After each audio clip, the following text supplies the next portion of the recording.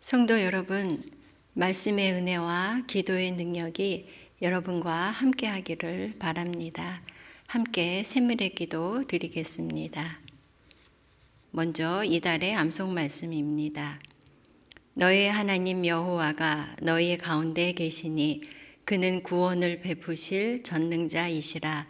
그가 너로 말미암아 기쁨을 이기지 못하시며 너를 잠잠히 사랑하시며 너로 말미암아 즐거이 부르며 기뻐하시리라 하리라. 스바냐 3장 17절 말씀. 마음 모아 샘물의 기도를 하나님께 드립니다. 먼저 우리 믿음을 고백합니다. 사람이 마음으로 자기의 길을 계획할지라도 그의 걸음을 인도하시는 이는 여호와시니라. 아멘. 우리의 걸음을 인도하시는 하나님, 우리의 삶이 하나님 안에 있음을 믿습니다. 우리에게 주신 삶의 몫을 신실하게 감당하며 선하신 하나님께 의탁하는 믿음을 주옵소서. 교회와 예배를 위해 기도합니다. 기록된 바 내 집은 만민이 기도하는 집이라. 아멘. 교회의 주인이신 하나님, 주께서 모으신 샘물교회를 오늘도 주의 은혜로 채워 주옵소서. 항상 하나님의 뜻을 구하며 주신 사명을 충실히 감당하여 칭찬받는 교회 되게 하옵소서. 주의 집에 예배하러 오는 성도들의 마음에 기쁨과 은혜가 충만하게 하시고 하나님의 사랑과 임재를 경험하는 샘물의 예배가 되게 하옵소서. 목장과 성도들을 위해 기도합니다. 사랑하는 자들아, 하나님이 이같이 우리를 사랑하셨은즉 우리도 서로 사랑하는 것이 마땅하도다. 아멘. 우리를 사랑하시는 하나님, 우리도 서로 사랑하게 하옵소서. 사랑을 실천하는 목장 공동체를 더욱 귀히 여겨 섬기게 하시고 서로 돌아보아 기도하게 하옵소서. 오늘도 육신의 고통 중에 있는 성도들을 기억하셔서 모든 치료 과정에 큰 능력 더해 주시고 치유와 회복의 기쁨을 끌어안게 하옵소서. 다음 세대와 청년을 위해 기도합니다.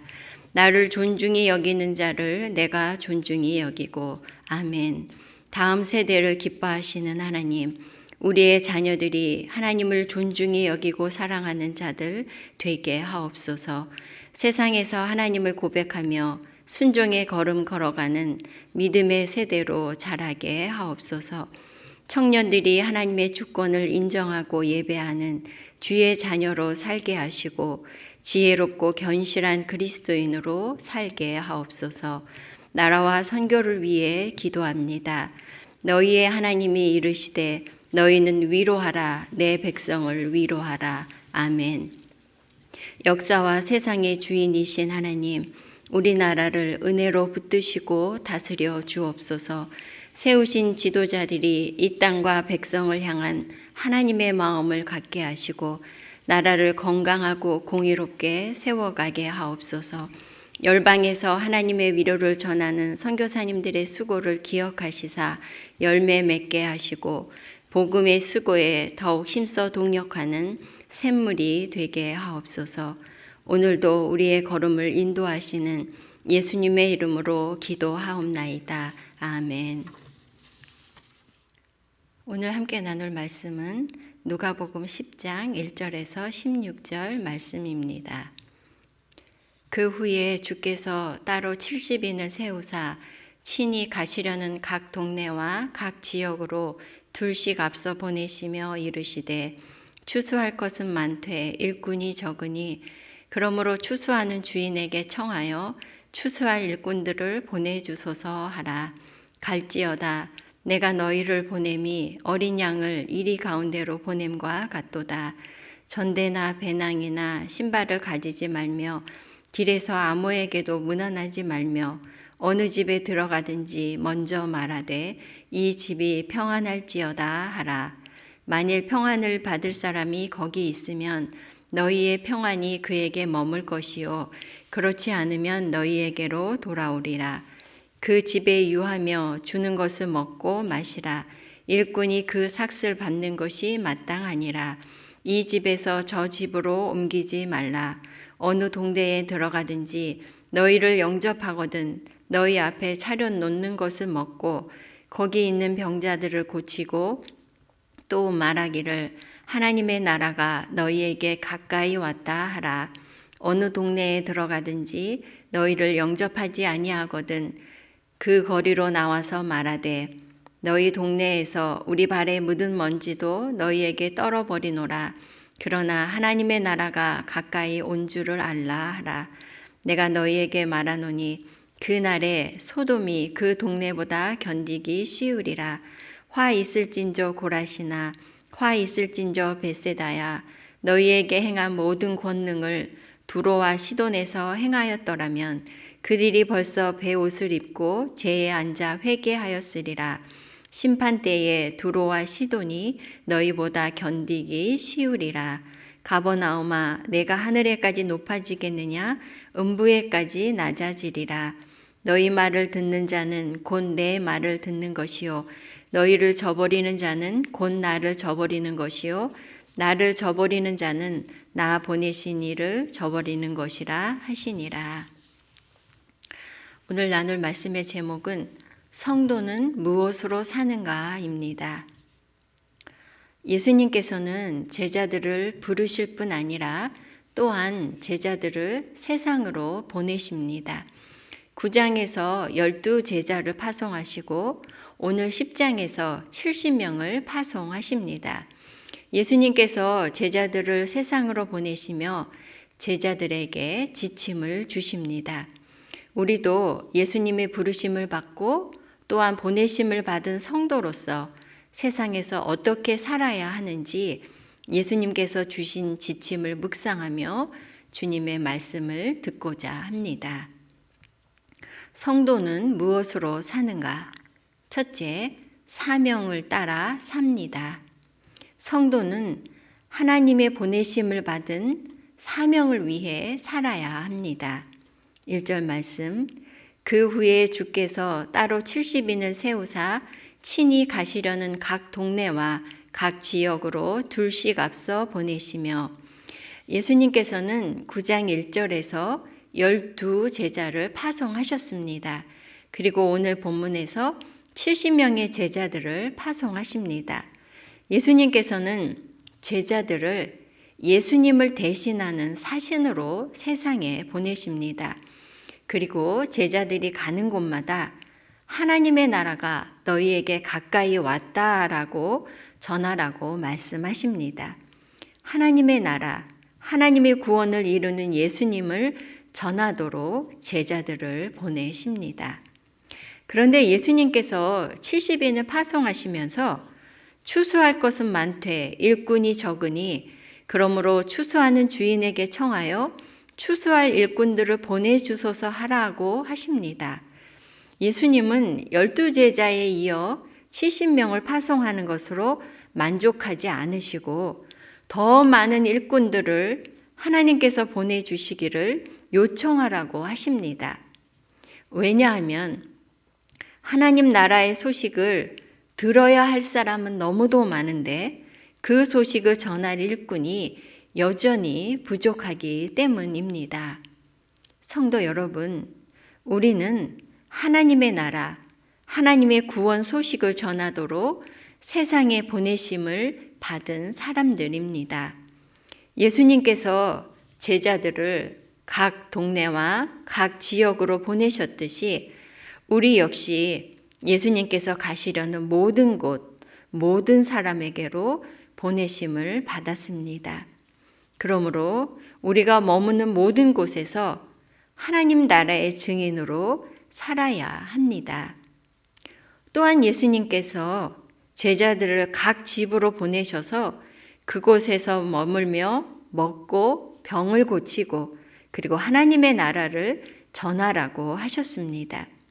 이렇듯 성도는 일상의 삶 속에서 그리고 우리가 관계하는 사람들에게 하나님의 나라를 증거해야 합니다.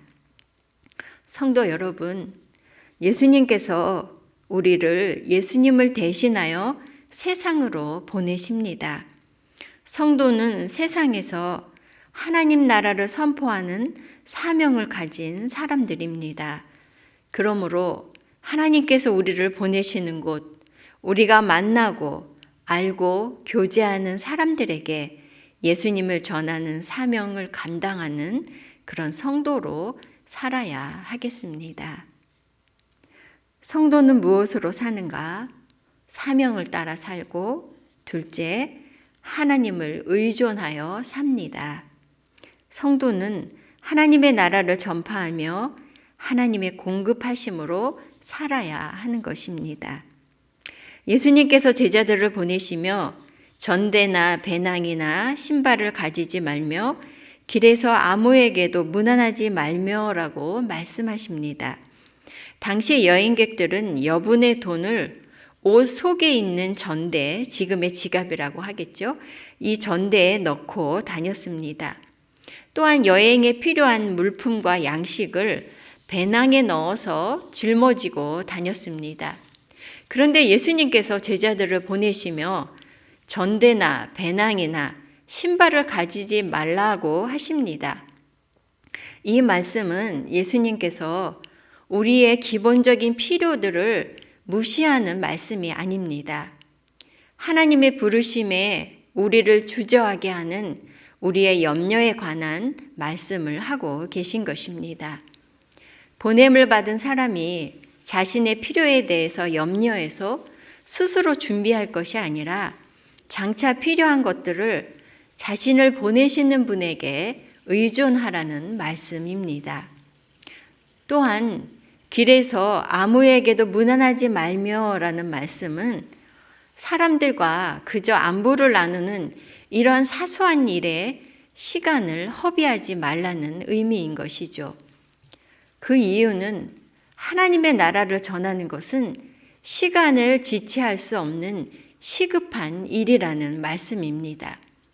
특히 2명씩 짝지어 보내신 것은 다른 어떤 의미보다 삶과 죽음이 이 두 사람의 증언에 있다는 의미를 담고 있다고도 할 수가 있습니다. 성도들은 대부분 하나님이 주신 사명을 따라 살려는 그런 마음을 가지고 있습니다. 그러나 삶의 필요들을 갖추고 나서 사명을 감당해야 한다고 생각하거나 사명을 위한 시간은 나중에라도 기회가 있다고 여깁니다. 그러다 보면 대부분의 삶을 자신의 필요를 위해 살고 사명을 감당할 기회를 놓칠 수가 있는 것이죠. 그러나 하나님께서는 일꾼이 그 삭을 받는 것이 마땅하니라고 말씀하십니다. 우리가 사명을 감당할 때 삶에서 필요한 것들을 하나님께서 공급해 주실 것이라고 말씀하십니다. 그러므로 우리는 삶의 우선순위를 우리의 필요에 앞서 하나님이 주신 사명에 두고 하나님의 공급하심에 의존하며 살아야 하겠습니다. 우리가 보냄을 받은 자임을 기억하고 우리를 보내신 하나님을 의뢰할 때 우리의 사명을 감당할 수 있을 것입니다. 성도 여러분, 우리가 하나님 나라를 전파하는 사명을 따라 살아갈 때 하나님께서 우리의 미래의 필요들을 공급해 주십니다. 그러므로 우리의 필요에 대한 염려와 집착을 내려놓고 하나님 나라와 그의 의를 먼저 구하며 나의 필요를 하나님의 공급하심에 의존하는 그런 성도로 살아야 하겠습니다. 성도는 무엇으로 사는가? 성도는 사명을 따라 살고 하나님을 의존하여 살며 셋째는 하나님의 마음으로 삽니다. 성도는 세상을 향한 하나님의 마음을 품고 살아야 합니다. 예수님께서 제자들을 보내시며 어느 집에 들어가든지 먼저 말하되 이 집이 평안할지어다 하라. 만일 평안을 받을 사람이 거기 있으면 너희의 평안이 그에게 머물 것이요 그렇지 않으면 너희에게로 돌아오리라 하고 말씀하십니다.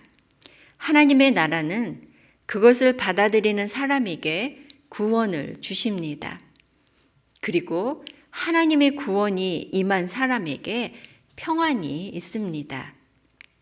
그러므로 하나님의 나라를 전하는 성도는 무엇보다 죄 가운데 있는 사람들이 구원을 얻고 하나님이 주시는 참 평안을 누리기를 간절히 원해야 합니다. 모든 죄인이 아무도 멸망하지 않고 구원 얻기를 원하는 그 마음이 바로 하나님의 마음인 것이죠. 예수님께서는 자신을 거절하는 사람들을 향해서도 안타까운 마음을 가지셨습니다. 화 있을진저 고라시나 화 있을진저 벳세다야. 여기서 예수님이 화 있을진저라고 말씀하신 것은 예수님께서 그들을 향한 심판을 선언하실 뿐 아니라 깊은 슬픔을 나타내는 표현입니다. 예수님께서는 하나님의 나라가 도래한 표적으로 많은 이적을 행하셨음에도 거기에 마땅한 반응을 보이지 않은 고라신과 벳세다를 향해 탄식하고 계신 것입니다. 그들이 예수님을 거부함으로 구약 성경의 책망을 받은 두로와 시돈보다 더 심판을 받게 될 것을 슬퍼하시고 계신 것입니다. 바로 이런 마음이 우리에게도 필요합니다. 하나님의 나라를 거부하는 사람들에 대한 안타까움과 하나님의 심판 앞에 놓인 사람들을 향한 슬픔과 애통한 마음으로 하나님의 나라를 전하는 것이 우리에게 필요합니다. 16절 말씀입니다. 너희 말을 듣는 자는 곧 내 말을 듣는 것이요 너희를 저버리는 자는 곧 나를 저버리는 것이요 나를 저버리는 자는 나 보내신 이를 저버리는 것이라 하시니라. 예수님께서는 예수님의 보내심을 받은 제자들의 말을 듣는 자는 하나님의 말씀을 듣는 것이요 제자들을 거절하는 자는 하나님을 거절하는 것이라고 말씀하십니다.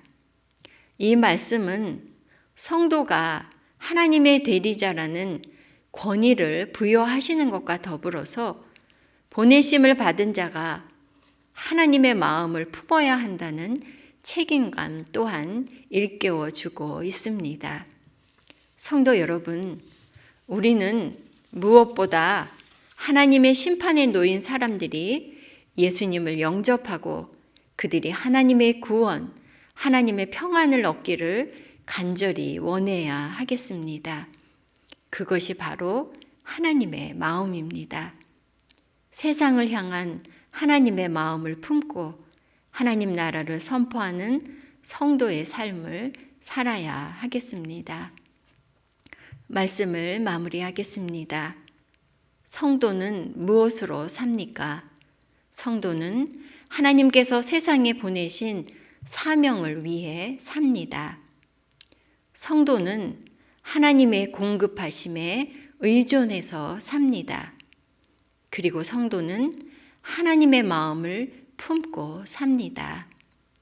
하나님의 보내심을 받은 우리가 하나님의 공급하심에 의존하고 하나님의 마음으로 예수님을 전하는 그런 성도로 살기를 간절히 소원합니다. 아멘. 기도 제목 나누고 기도하겠습니다. 첫째는 우리가 세상에서 하나님의 마음으로 복음을 전하는 성도로 살게 하소서. 사명을 감당할 때 생활에 매이지 않도록 하나님을 의뢰하게 하소서 기도해야겠고요. 두 번째로는 신임 목자 임명식이 주일에 있습니다. 새로 목자의 임명을 받는 분들 위해 기도해 주시고요. 또한 임팩트 비전 트립과 자녀들과 청년들의 겨울 신앙 훈련들이 계속되고 있는데 이것들을 위해서 기도해 주시기 바랍니다. 특별히 건강에 연약한 성도들, 위중한 중에 있는 성도들을 주님께서 치유해 주시고 병상에서 일으켜 달라고 간절히 기도해 주시기 바랍니다. 그리고 여러분들의 기도 제목으로 기도하시기 바랍니다. 기도하겠습니다.